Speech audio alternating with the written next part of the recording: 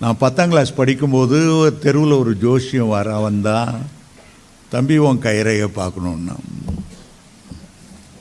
நல்லா பார்ப்பான்னு சொன்னேன். ஆனால் ஓசியில் பாரு, காசெல்லாம் கொடுக்க மாட்டேன். பார்த்துட்டு உனக்கு மண்டையில் மூளையே இல்லை, ஞானமே இல்லை, உன் கைரேகையில் படிப்பு ரேகையில் ஒரு பெரிய கட்டு விழுந்திருக்கு, வெட்டு, 10ஆம் கிளாஸ் நீ தாண்ட மாட்டா என்னெல்லாமோ சொன்னான். அவனை பார்த்து சொன்னேன், எங்கள் அப்பா என்ன எம்ஏ படின்னு ஒவ்வொரு கடிதத்திலும் எழுதுவார். படிப்பே வராதுன்றிய, நான் படிக்கத்தான் போகிறேன், உயர்ந்த நிலைமைக்கு வரத்தான் போகிறேன், உன்னை நான் என்ன செய்கிறது அப்படின்னு கேட்டேன்.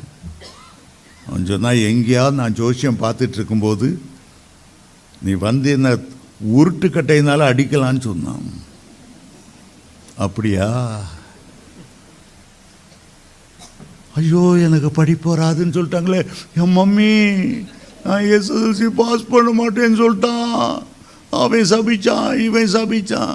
எவன் சபிச்சா என்ன? ஆண்டவர் சாபத்தை ஆசீர்வாதமாக மாற்றுகிறவர். ஆமே, அல்லேலூயா.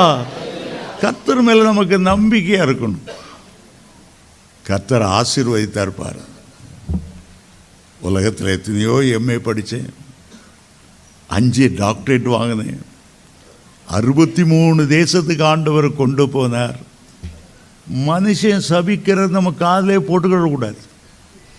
ரூமு மூலையில் உட்காந்துரு ஓன்னு அழுதுட்டு, அவன் சபிச்சிட்டான், இவன் பிடிச்சிட்டான், மாமையான் புருஷனே இப்படி சொல்லிட்டார், அப்படி சொல்லிட்டார்.